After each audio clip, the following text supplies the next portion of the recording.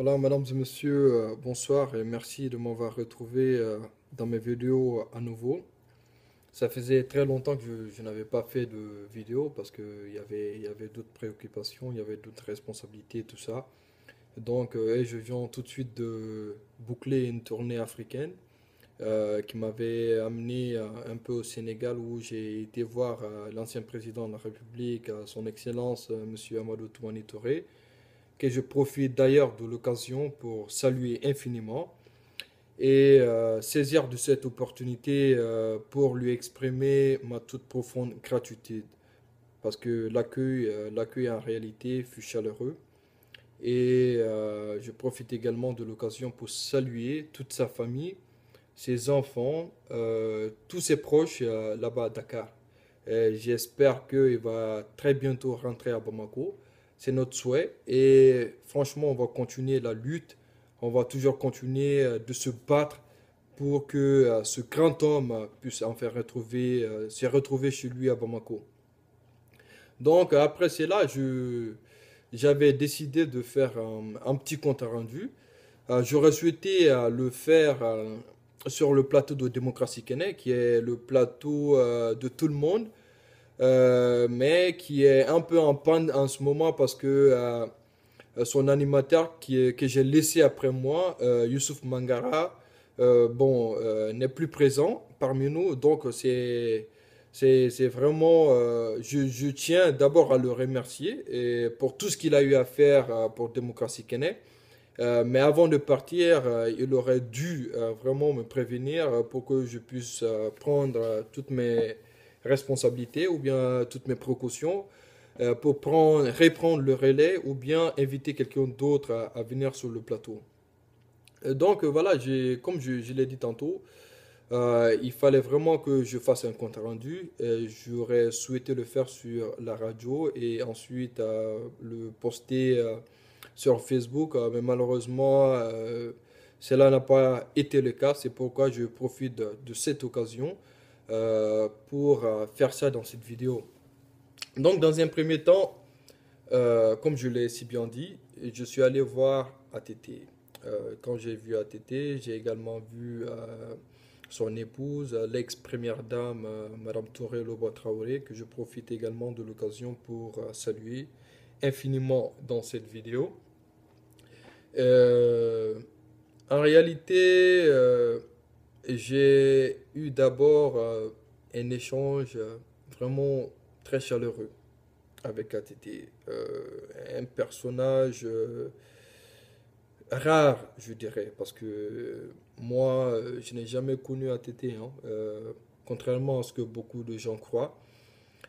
C'est après la crise, le coup d'État de 2012, qu'il a suivi de très près nos activités.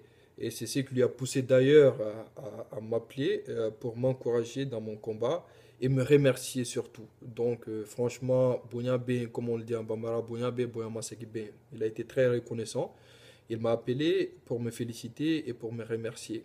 Et donc, comme lui, il est mon ancien président et je me dis que je lui dois beaucoup. Il a même à présent mon président parce que ATT, moi je pense que le peuple malien ne pourra jamais payer assez ce que ATT nous a fait en réalité. Parce qu'il ne faut pas dans la vie aussi être hypocrite. Il reste avant tout le père de la démocratie malienne et c'est grâce à lui que tous ces partis politiques sont nés au Mali parce que en son temps, c'est lui qui a fait un coup d'État contre un régime dictatorial et a instauré la démocratie. Certes, cette démocratie n'était pas parfaite, mais c'est vrai qu'il y avait des lacunes à corriger. Je n'en disconviens pas, mais on ne va pas faire porter tous ces chapeaux négatifs à ATT. Non, je ne suis pas d'accord et on ne va pas le supporter. Comment je dirais, on va pas rester dans cette optique et ne pas dire la vérité aux gens. Donc, je disais tantôt que c'est quand j'ai été à Dakar, j'ai eu un échange très fabuleux avec ATT. Il m'a informé par rapport à pas mal de choses. concernant le dossier malien, il y a beaucoup de gens qui se sont posé la question. Pourquoi en réalité, quand on a fait le coup d'État, ATT n'a pas voulu répliquer.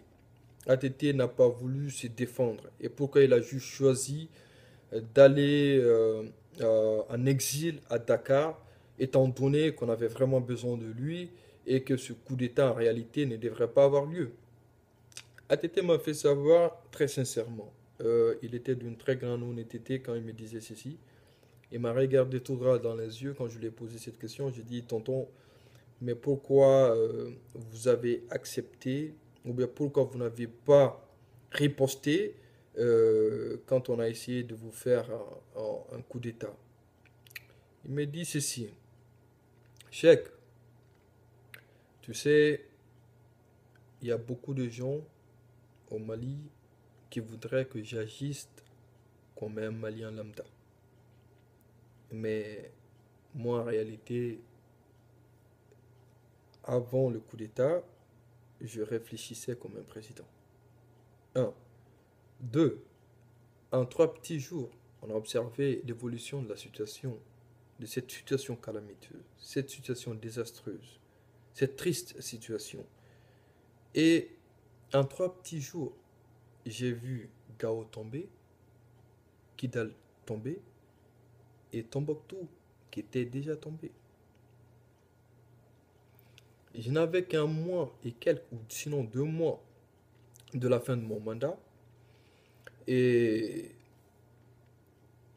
je devrais organiser une élection et me faire remplacer par un nouveau président. Et je pensais que mon mandat était presque bon. Je savais que mon mandat était à son terme et qu'il fallait obligatoirement organiser une élection crédible et transparente, surtout paisible, d'ici la fin de mon mandat.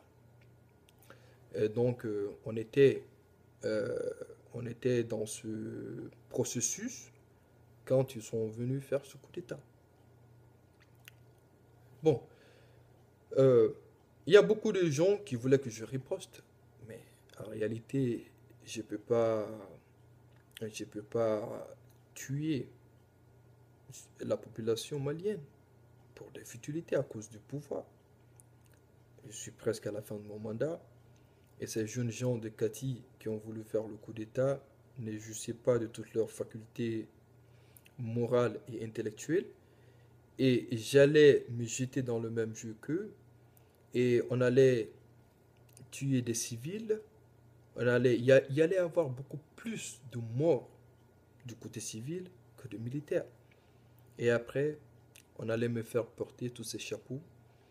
Et pour dire que c'est un coup que... Et de l'autre côté, il y avait une classe politique qui était là, qui allait inventer beaucoup d'histoires juste pour le pouvoir, en disant que c'est ATT qui a tout manigancé euh, pour rester au pouvoir. En réalité, ça, c'est des choses qu'ATT lui-même m'a dit personnellement. Parce qu'au début, je me posais beaucoup de questions, comme beaucoup d'entre vous. Mais quand il m'a dit ça, ça m'a beaucoup rassuré. Et surtout, quand quelqu'un vous parle en face et que cette personne est d'une grande honnêteté, c'est très facile de le détecter. Ou bien quand une personne est de mauvaise foi, ou bien une personne est malhonnête, une personne est en train de vous mentir, c'est très facile de le détecter à partir du moment que vous vous asseyez en face de cette personne. Donc, je pense que c'est la toute première partie de mes vidéos. Je compte les répartir en plusieurs chapitres. Et donc, je pense que ça, c'est le volume 1. Et donc, je vais voir si réellement il y a lieu de faire d'autres vidéos. Je vais procéder à le faire. Ça, c'est le volume 1. Donc, je vous demande de suivre le volume 1, volume 2, volume 3, volume 4, volume 5, pourquoi pas volume 6, 7, 8, 9, 10, etc. Donc, je vous remercie beaucoup et je vous donne rendez-vous très prochainement. Merci et à très bientôt.